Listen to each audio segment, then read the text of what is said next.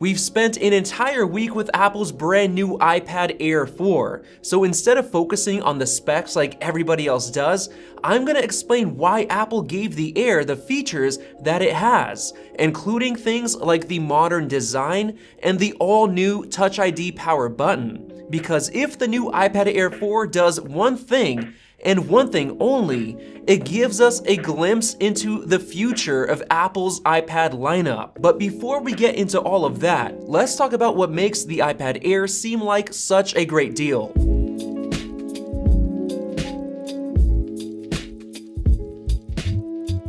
As you already know, the biggest standout feature of the new iPad Air is the modern design that came from the Pro, with rounded corners on the display and flat edges just like the iPhone 12. And because of that design, we of course get support for the second generation Apple Pencil, which is an absolute game changer compared to the first one thanks to wireless charging and pairing. We also finally get a USB-C port just like the Pro has, and this is honestly a very big deal because Lightning was so limiting in terms of connecting accessories like storage and displays. Now, if you're wondering why Apple gave the Air the same design as the iPad Pro, there are two main reasons. The first one is so that the new Air supports the same Magic Keyboard case as the Pro, and this is huge for Apple because if you're not willing to spend between $800 and $1,000 on an iPad Pro, Apple can instead sell you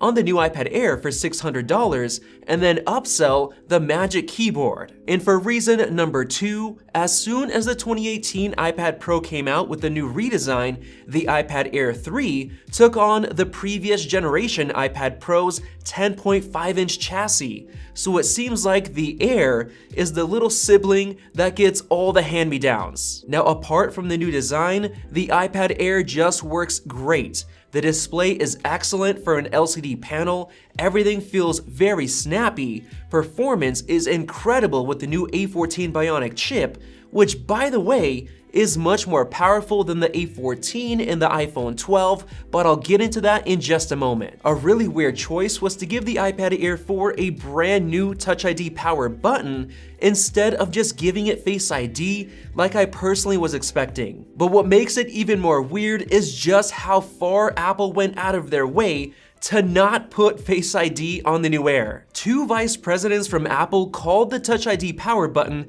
an incredible feat of engineering, saying that there was a ton of work trying to figure out how to make the cellular model antennas work with the new Touch ID location, along with a bunch of algorithm work as well. And I'm willing to bet that it actually cost Apple more money to create this new Touch ID power button than to simply just put Face ID on the iPad Air. And this shows just how hard Apple was willing to work to keep Face ID an iPad Pro exclusive feature. Now you might be asking why?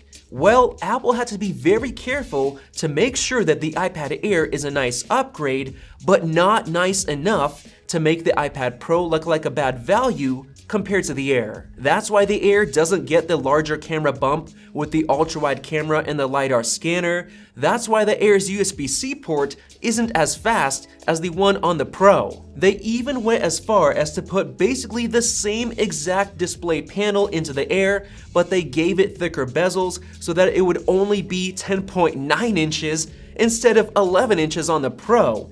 And even though it's the same exact panel, the iPad Air doesn't get 120Hz ProMotion technology because that's an iPad Pro feature. Getting even deeper, that same exact panel on the Air is limited to 500 nits of brightness compared to 600 nits on the Pro. This is exactly the same thing they did on the iPhone 12 lineup. The regular 6.1-inch iPhone 12 can only get up to 625 nits of typical brightness compared to 800 on the 6.1-inch iPhone 12 Pro, even though they have identical display panels and identical battery sizes. Apple even gave the iPad Air 4-speaker grills, but it only gets dual stereo speakers compared to quad speakers on the Pro, because once again, Apple needs the Pro to stand out. And to make it even more interesting, the speaker grills on the new Air are quite a bit larger, which makes you think that the quality is better, but it's not. Just listen to this sound comparison.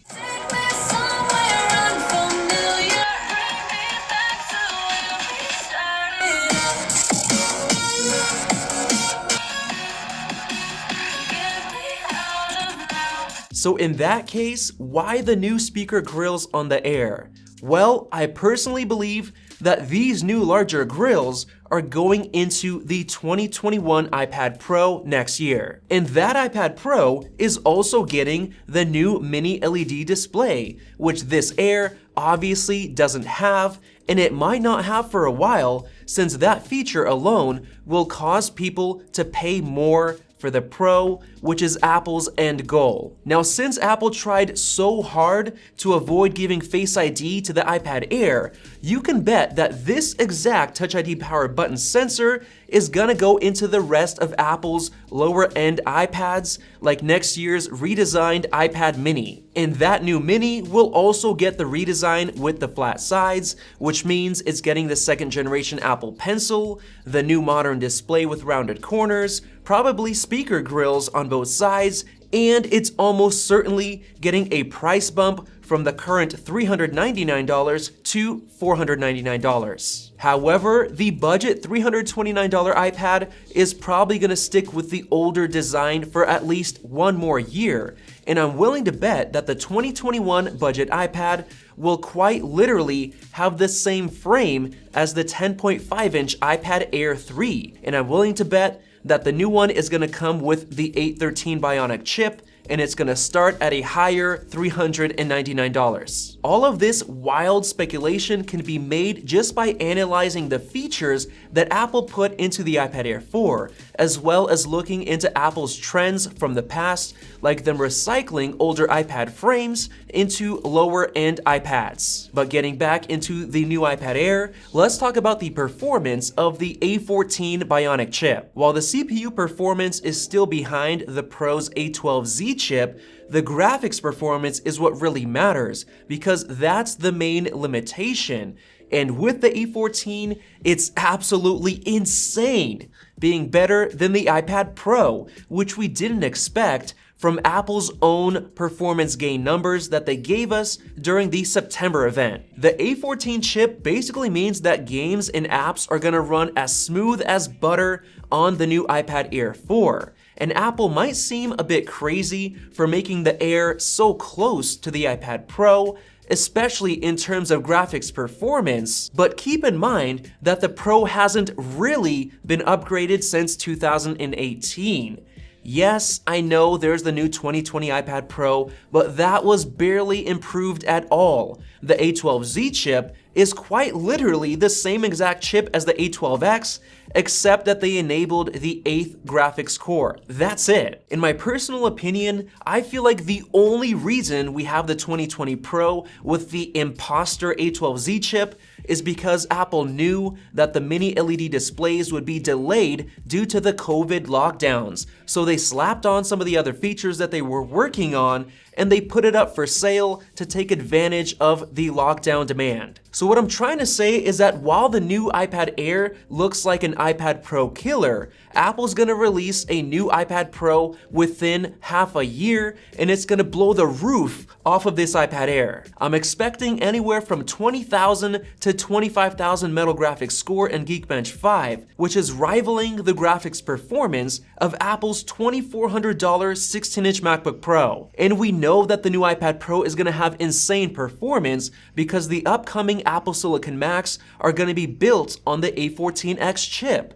And Apple needs those Macs to have as much performance as possible to really prove that they made the right call by ditching Intel. So based on everything that we can learn from the iPad Air 4, the future of Apple's iPads and the new Apple Silicon Mac lineup is looking brighter than ever before. But getting back to the new Air, is the new iPad Air 4 worth buying right now?